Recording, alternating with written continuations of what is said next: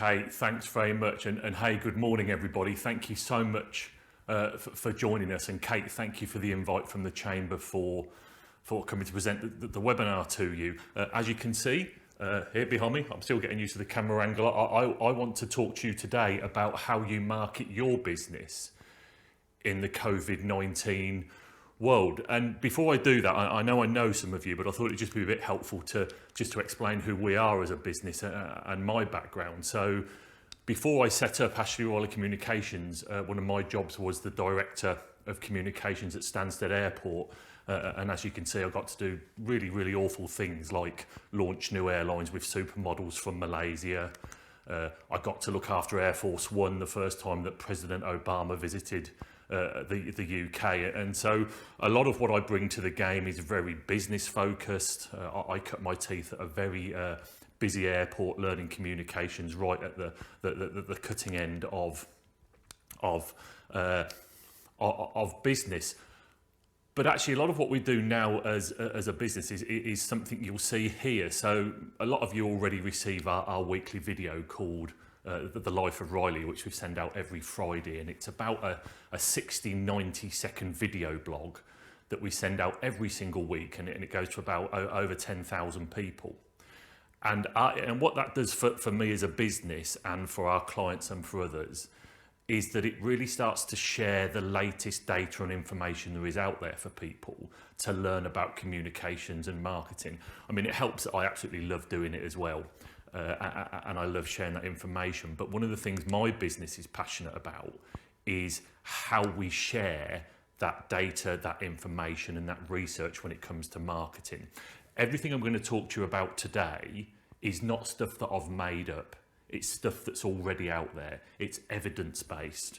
And that's what these weekly videos are about. And actually, for those of you that do receive them, the last few weeks, we've really improved how we do them. So this screen grab here was a video we filmed here at the studios of VIP, and they're a company based in Northamptonshire that I'm working quite closely with.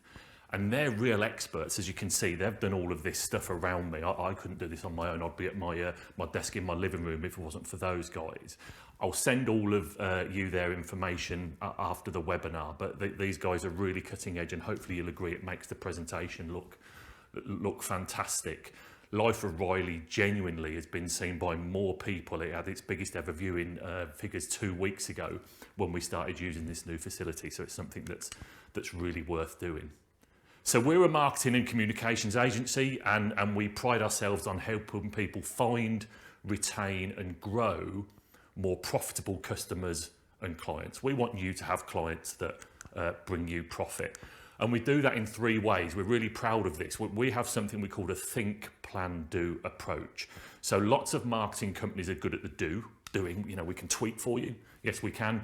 We can write PR for you. We can write press releases. We can update your website. A lot of other marketing companies do the planning stuff. So that's strategy. You know, who's your audience? What's your message? What's your objectives? Very few do the thinking part, the intelligent research. Actually, before you even do your marketing, you should be thinking about the market you serve and the market you operate in and what is the evidence saying. And that's what this morning is very much going to be about. Have a look at this.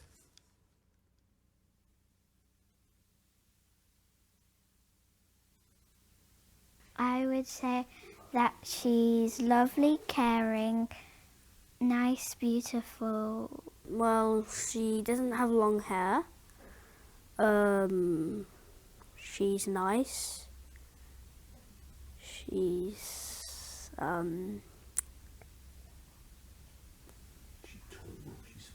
she's average.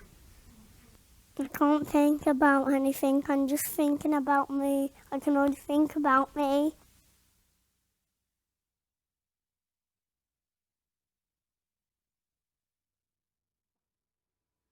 Isn't that a fabulous video? I absolutely love it. And I'm slightly biased because the little girl at the start and the little boy at the end are both mine. But the reason why I really like that video is that we did that with a client, and it's based on evidence and it's based on research. So it could have been buy flowers on Mother's Day, but we worked out who their audience was. It happened to be mums of a certain age, and what will make mums engage with a company, and it's videos like that. And I heard some of you laughing, so it's great. So you're probably a target audience for that. So what I really want to promote is how you market your business both now and in the future is totally not about banging people round the head with what you sell. It's totally about how you engage people.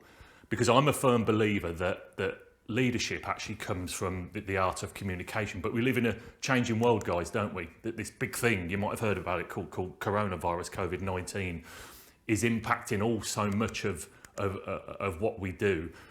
But I also believe that even though these are tough times, with the right advice and what I'm going to show you today, you can have complete control of your business. I don't know if anybody out there watches Billions.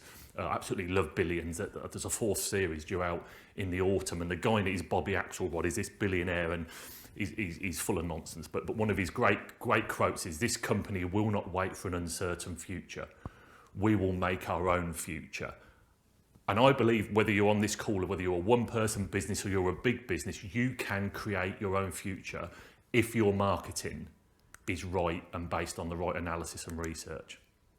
And so is the right place to start? I typed these slides up on Monday, and then Boris Johnson announced that we could only meet in people of 6 or less. So we're not really in a post-COVID world, are we? Not really. But let's look at, as we start to recover, where do we begin with our businesses? Do we say, let's tweet more, or let's post more on LinkedIn?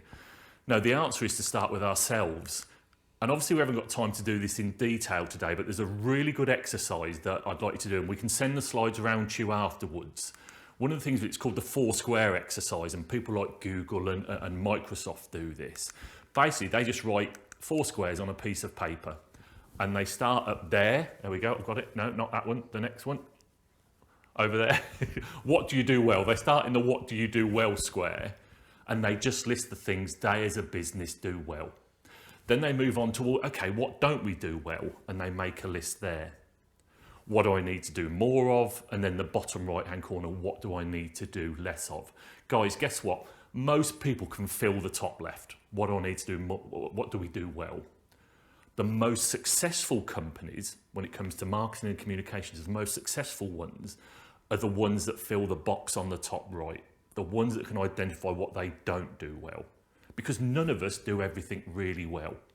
And so to identify what only we do well, but what we don't do well, will put you in a much stronger, powerful position going forward. It only needs to take 10 minutes over a coffee, but it's really, really worth doing. And if you don't believe me, people like Google and Microsoft, as I say, Amazon, their senior staff do this sort of exercise on a regular basis. Why?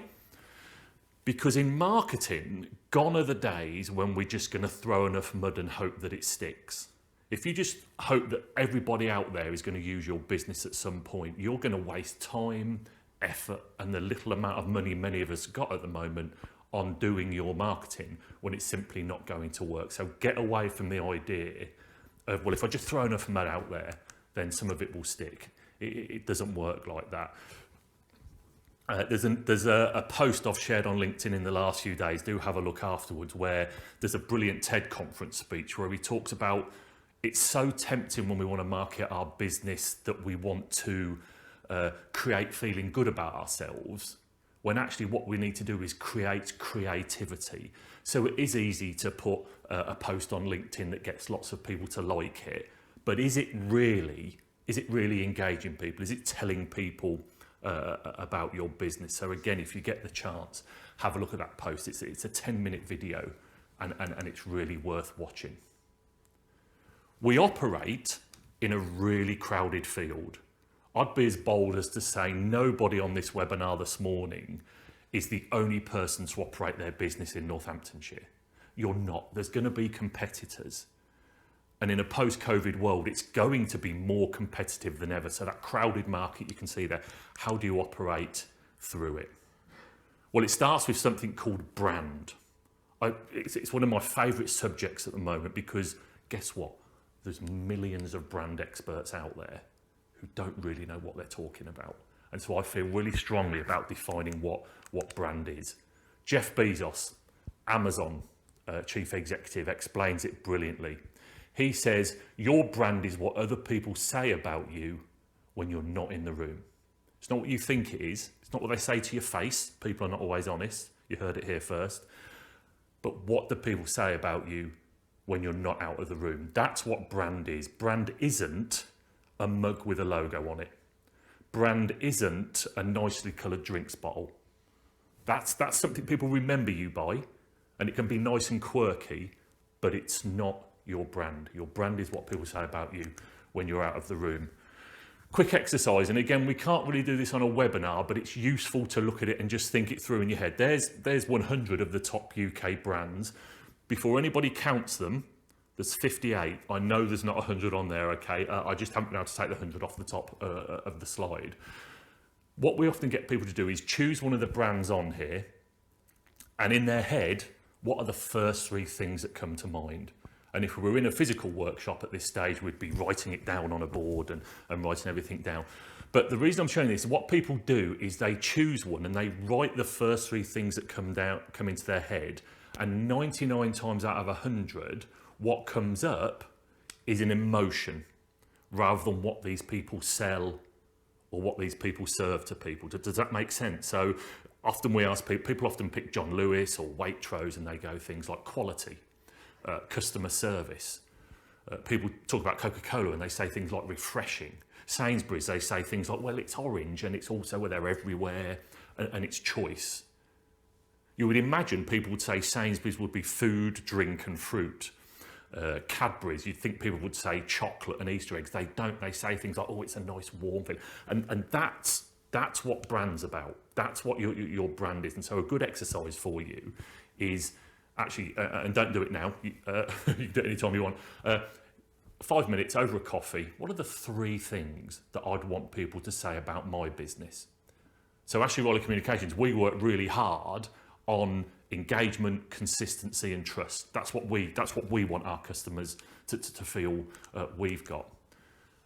And one way to get your head around this is one of the brand gurus. This is Joel Benenson, who owns the Benenson Strategy Group. He worked for Obama in 2008 and 2012. He gets businesses to ask this question. He says, what keeps people loyal and how do you strengthen the bond with them? So how do you keep your customers or your clients loyal? And he says, people come to the table with a set of values and attitudes that you have to connect with. They don't turn it with a pot of money, they turn it with a set of values and attitudes. And so therefore, for a successful business, it's about having a clear sense of what you stand for and the overall strategic goals. Now, strategic goals is about earning money. You've got to pay the mortgage, of course you have. You want to go on nice holidays. But having a clear sense of what you stand for is what it's all about. And he says that too many brands are getting disconnected from their North Star, the thing that makes them different from their competitors. Guys, what's making you different from your competitors? You are selling or providing a service they can get somewhere else at different prices, maybe more, maybe less. How is what you're doing different? That's what brand is. You have to set yourself out as different, because people think emotionally. No doubt whatsoever, people think emotionally. My favourite is the lift. Last time you pressed a button for a lift, you walk up to a lift, you press the button, it doesn't come. What's the next thing you do? You press the button again, don't you? You know that makes no difference whatsoever. You know the software wasn't built so the person that presses the button the most gets the lift first. It doesn't work, but our emotions take over. And it's exactly the same with your customers.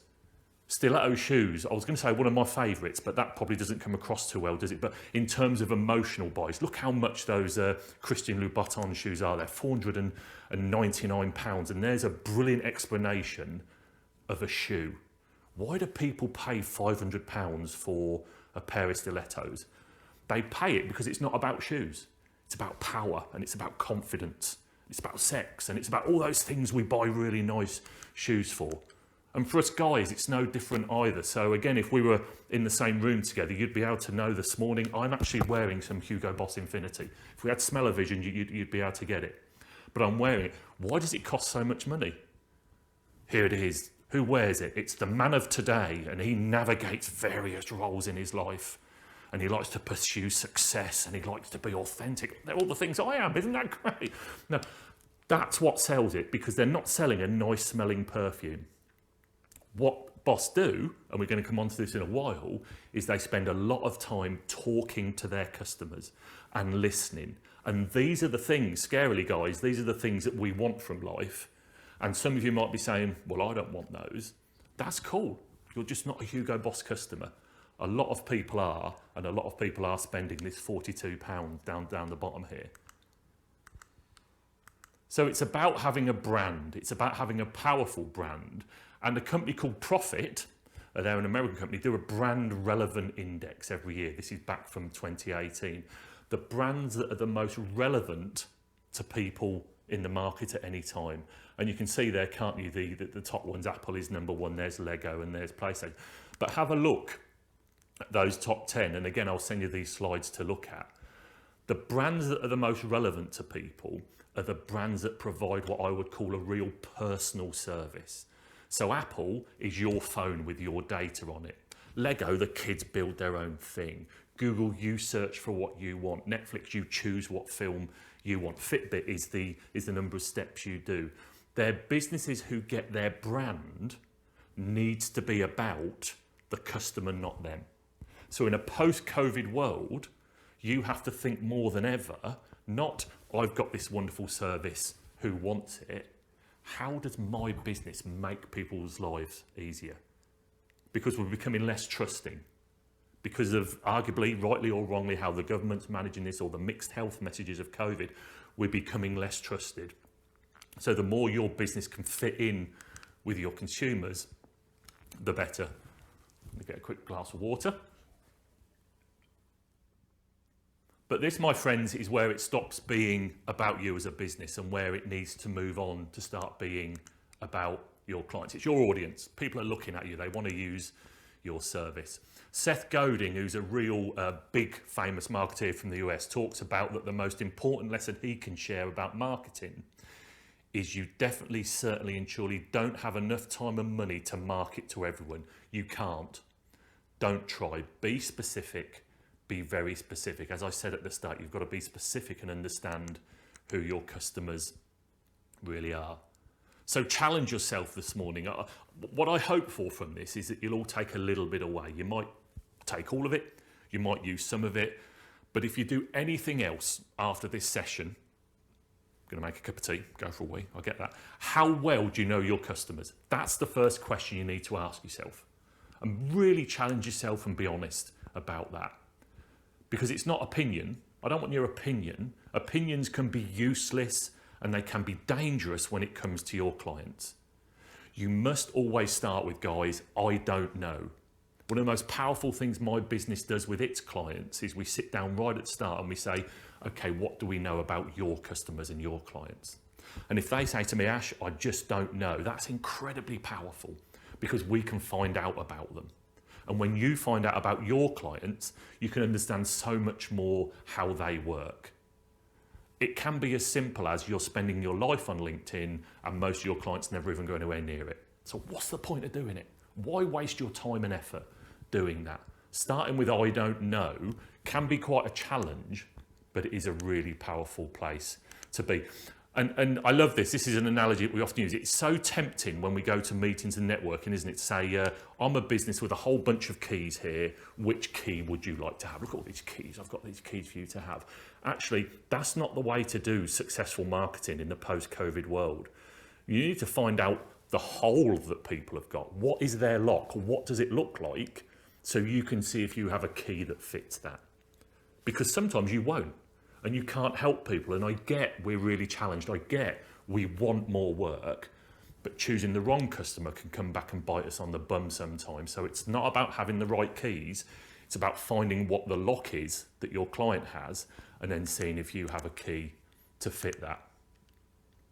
Two great examples that we haven't got too much time to go into this morning, but John Lewis and Starbucks are both companies that totally understand who their clients are and who their customers are. I always focus on Starbucks. Starbucks marketing is very open around it doesn't want new customers. You read the books, that's exactly what it says. Howard Schultz is their president, he writes quite a lot. Starbucks marketing is focused on getting their current customers to spend even more money. That's all they want. If they do that, if they can get all of their customers to spend £2, £3 or dollars more a month, Starbucks will continue to grow. Of course, they don't turn away new customers, but they're happy that other people go to Costa or Cafe Nero or Coffee Republic. They're happy. They understand who their audience is, and John Lewis is exactly the same. John Lewis know they have a middle-class audience and they shop in a middle-class way, and that's not an attack on any other class. It's about recognising who their customer is.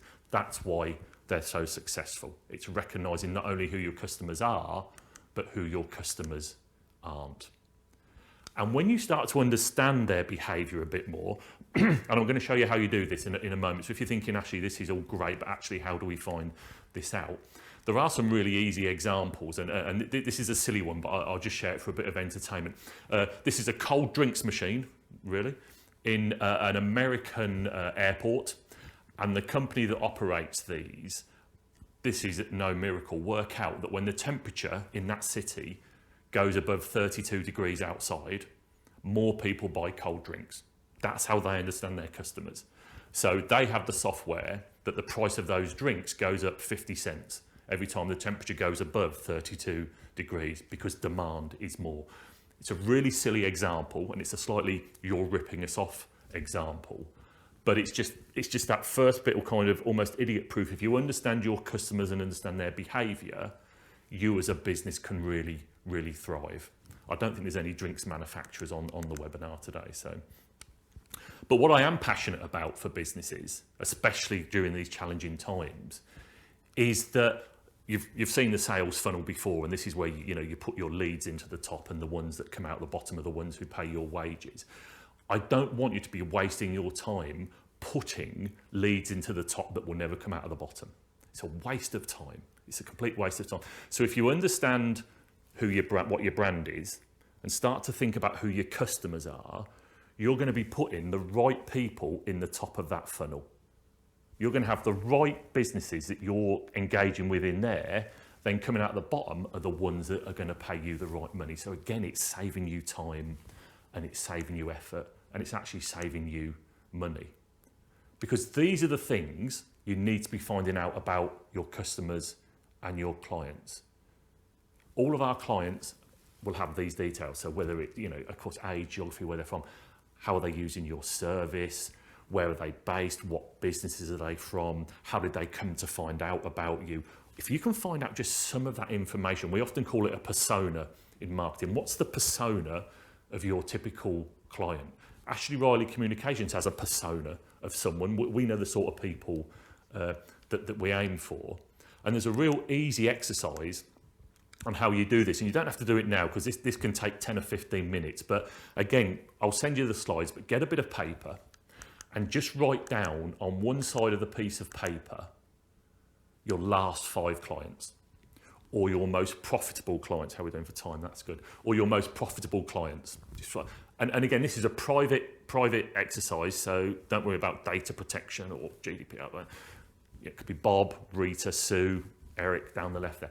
And then along the first person's name, you just write 5 things that you remember about them, what we call 5 demographics. Man, woman, age, how did they come to you, what service did they use, just the first 5 things that come to mind. And you don't have to put too much thought into this. Then you do it for client 2, you do it for client 3, you do it for client 4, you do it for client 5. So you're just jotting out some ideas around these people, about who they are and what you and because it's private, you can write anything you want. You can write they were irritating, or yeah, they really smelled when they came in, or look, they had loads of money, I could tell. Anything you want. When you've done that exercise, it's virtually impossible to do it and not see a correlation. You will see a correlation between your customers. And it's that correlation that starts to tell you the story about who your client is, who your ideal customer is. And again, it could be an age thing, it could be where they're based, it could be how they're referred to you. That's what you need to hone in on. That's what the most successful businesses do. They understand, I'll make this up, that their core audience is women between 45 and 55. That's the biggest growth of users on Facebook, by the way, at the same time. So they know that those people in a certain area of the country are the people that they need to target. It's not saying they don't want other customers, but that exercise on its own is just really, really powerful. And I do genuinely advise you to give that a go. Because what that does is allows you to sit on, this is you sitting on the mountain of your business. This is you looking over the vista of the business environment. And it means that you can target your customers. It means you can afford to say, they are not my people. I've been invited to this event or this webinar, but that doesn't look like it's my people. I want to go on the one that's my people. And you can target those people. And you can know that they're the people that use your service. And it's a really enlightening moment. It doesn't happen overnight. And you'll make mistakes along the way. Heck, we do this as a living. And we still make mistakes all of the time. And you have to keep plodding away at it. But you will get there, guys. It's about targeting who the right customers are. Michael Porter, who's kind of one of the most famous strategists when it comes to marketing, talks around that the essence of strategy is choosing what not to do. I think that's brilliant. It's about choosing what not to do is the key to make you successful. And there's a brilliant example as we come towards the end of the presentation this morning from Abercrombie and Fitch, and how they've got this down to a brilliant level. I'll move out the way and read this to you. So Mike Jeffries, who's was the MD, he talks that in every school there are the cool and popular kids, and then there are the not so cool kids. We go after the cool kids.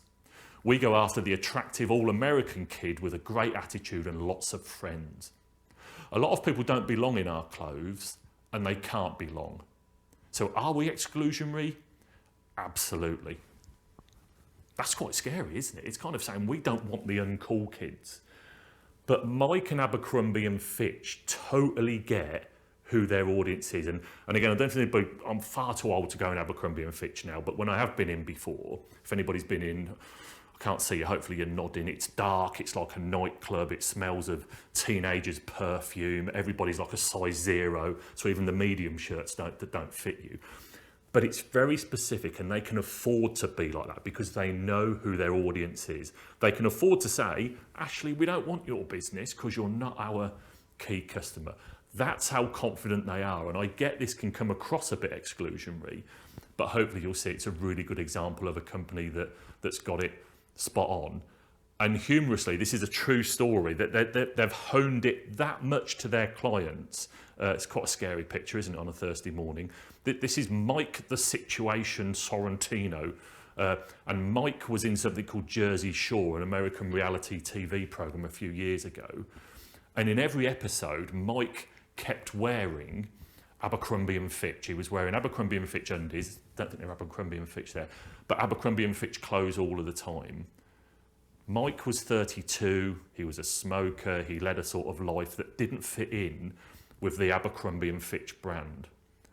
And in a bit of kind of PR marketing, but also because they understand their audience, Abercrombie and Fitch paid Mike the Situation Sorrentino, they paid him $300,000 to stop wearing Abercrombie and Fitch clothes, to stop wearing them, because he didn't fit their brand. And they didn't want him advertising to his following, because that's not who Abercrombie and Fitch wanted. Wow. Imagine being that good at your branding and your targeting that you can give £300,000 to someone to not use your services or to not use your business. I think it's kind of somewhere up there for us to all aim for. But it's a great example that when you really understand your customers and who your customers are not, it does put you in a very, very powerful position. Let's move that picture on before it offends anybody going forward. So what have we covered this morning before I take questions? You can and you must make your own future. Guys, I get it's tough out there. I get it's really, really tough. It is for all of us, but I assure you, follow some of the stuff we've done today for your marketing and it will give you more control. The place to begin is with yourselves. The place to begin is being a little bit self-reflective. I'm sure we've all done that a lot during lockdown, haven't we? And to look at how emotional, personal and relevant is your brand. If you do nothing else this morning after this, think about what are the 3 emotional brand things that I want people to think of. Don't let yourself be taken that we're in the days of USP, unique selling point. We're not. Those days are gone. We're in the days of ESP, emotional selling point. That's what sales thing. If you get the emotions wrong, it puts people off. But you get them right, it will really engage people with your business. Know and celebrate that then it stops becoming about you. Oh, what a relief. It's not about me. Accept your own opinion is dangerous. You're far too close to your clients and your customers to really understand what works for them. So you need to find a way. And if anybody wants further advice on the sort of questions to ask them, do email me afterwards. I'm more than happy to give you that. But don't believe what they say to your face. It just isn't true. Find out about their demographics, their attitude, and their behaviour. Then you're on the mountaintop and you can start to have that wonderful view of your clients, and you can look at then who exactly are you targeting and who you're not targeting. And so I always feel at this point of the webinar I need to apologise, because what I haven't done is told you the best modern way to use Facebook. I haven't showed you this is how you write a press release. I haven't said the golden silver bullet, whatever it is, to get through COVID when it comes to marketing is X or is Y. I'm not going to tell you that because that's not true. Are those platforms successful for you? I don't know. Get this stuff right and you will be more successful. In a post-COVID world, the businesses that are more focused than ever on their customers and the demographics of their customers are the businesses that will be the most successful. And I finish with a slide that shows why marketing is more important than ever. Last year I studied a mini MBA in marketing with a guy called Mark Ritson, who you'll probably see online. Professor Mark Ritson is another marketing expert. There's loads of them. This is from previous recessions. It shows you don't have to understand this graph, but it shows you ESOV is equal share of voice. If your share of voice increases during a recession, your market share will too. And the reason for that is that, unfortunately, lots of businesses are going to the wall. But also lots of companies, big and small, are cutting their marketing. And by cutting, I don't just mean budgets, I mean they're doing less of it. So now is the time to invest your time, your money and your efforts into marketing, whatever that means for you, more than ever. Because your share of voice will grow. But your share of voice will only grow if you've got a strong brand. And let me just reinforce, your brand isn't a logo, a colour, something like. It's about what you stand for. It's about what people say about you when you're out of the room.